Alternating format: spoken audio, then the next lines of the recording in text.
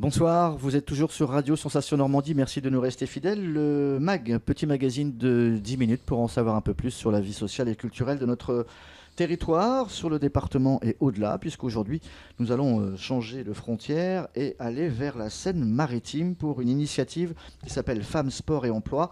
Ça se passera au Kind Arena le 15 mars prochain et pour en parler, on l'avait déjà reçu dans une précédente émission il y a quelques jours, c'est Émilie Fortier, responsable du Crépi. Bonsoir. Bonsoir. Alors, le Crépi se remet encore dans une action et une belle initiative pour rapprocher l'humain de l'emploi. En l'occurrence, là, c'est la femme. On sera du reste, je crois, dans la période de la Journée internationale de la femme. Oui. Et femmes, sport et emploi. Donc, pourquoi cette idée ?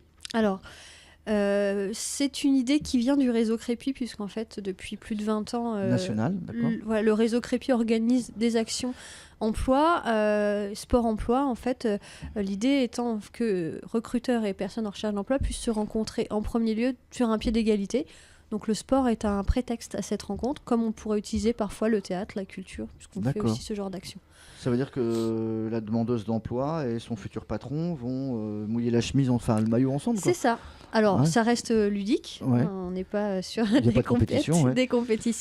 Mais l'idée, c'est que chacun soit en maillot de sport et qu'il n'y ait plus que les statuts de chacun soient mis de côté au moins le temps de cette rencontre-là, ce qui permet justement à faire tomber un petit peu les barrières, les timidités, les appréhensions, et d'appréhender la personne déjà pour ce qu'elle est, et aussi d'appréhender l'entreprise sous sa forme plus humaine.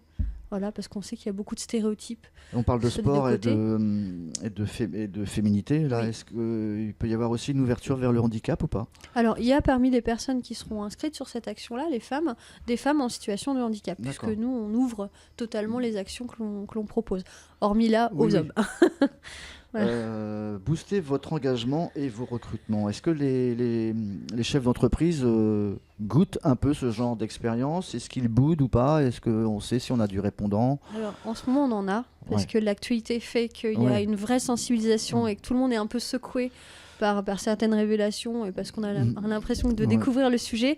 Et puis, on a un gouvernement qui est assez actif. Donc, forcément, les entreprises sont plutôt aux aguets sur ce sujet-là et plutôt preneuses de ce genre de manifestations parce qu'elles ont besoin soit de féminiser leur métier. Il faut savoir qu'aujourd'hui, il y a beaucoup d'entreprises qui ont du mal à recruter des femmes sur certains métiers techniques, industries, et qui veulent recruter des femmes. Malheureusement, les filières font que les femmes s'orientent naturellement vers d'autres métiers. Donc l'idée, c'est aussi de sensibiliser les femmes sur certains métiers, leur donner envie d'ouvrir leurs perspectives et de se faire confiance aussi parfois. Donc l'image de la femme qui est dans le social et le sanitaire, donc c'est un peu révolu. C'est une réalité, mais on aimerait bien qu'elle change, et je pense que les femmes aussi aimeraient bien que ça change. Comment ça se passe au niveau de ces premières rencontres, etc. Est-ce que ça débouche pas forcément sur un contrat, sur un emploi ? Alors, l'idée, c'est que les entreprises qui sont présentes ont des besoins et des offres à pourvoir. Ouais. Maintenant, on va essayer effectivement de faire matcher l'offre et la demande, comme on dit, et donc de trouver des profils en adéquation avec ces besoins d'entreprise. Mais on sait que forcément, on n'aura pas 100% de retour à l'emploi. Par contre, on peut aussi, par cet intermédiaire-là, par ce genre d'action, se faire du réseau.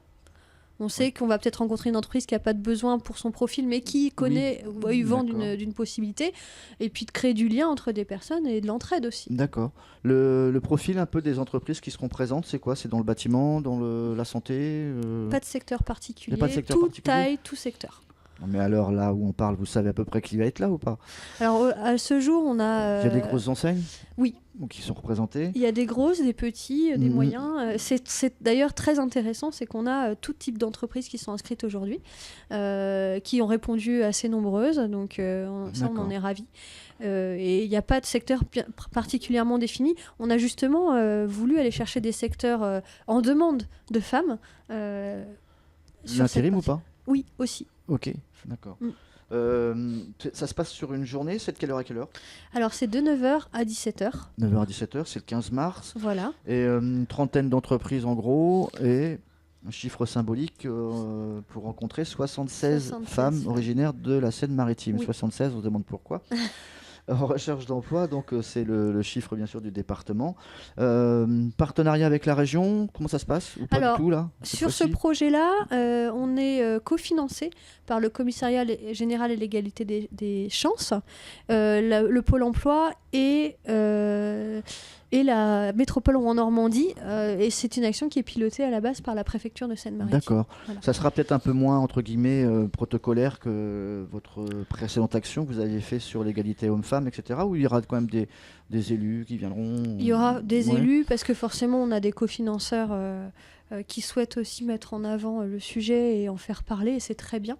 Donc on aura effectivement des élus qui seront présents puisque la métropole est très investie et puis la préfecture aussi, et c'est la préfète de région d'ailleurs qui viendra le jour J. D'accord. Ouais. On rappelle pour ceux qui auraient raté la précédente émission ce qu'est le Crépi et à quoi ça sert en fait. Alors le Crépi, donc c'est une association, et Crépi signifie Club régional d'entreprises partenaires dans l'insertion. Donc ce sont des entreprises qui ont souhaité se mobiliser sur la question de l'emploi et qui se sont constituées en association pour favoriser le retour à l'emploi des personnes qui en sont éloignées. Et on est financé à 80% par des fonds privés aujourd'hui. Est-ce que, peut-être une question toute bête, est-ce qu'on peut y adhérer ou pas du tout? Ah oui. Enfin, si là on nous écoute, c'est uniquement les entreprises. C'est un club d'entreprises. Vous ne cherchez pas de bénévoles, etc. Alors, on a des bénévoles salariés d'entreprises qui parfois viennent nous donner des coups de main sur nos opérations ou parrainent des personnes en recherche d'emploi aussi parfois.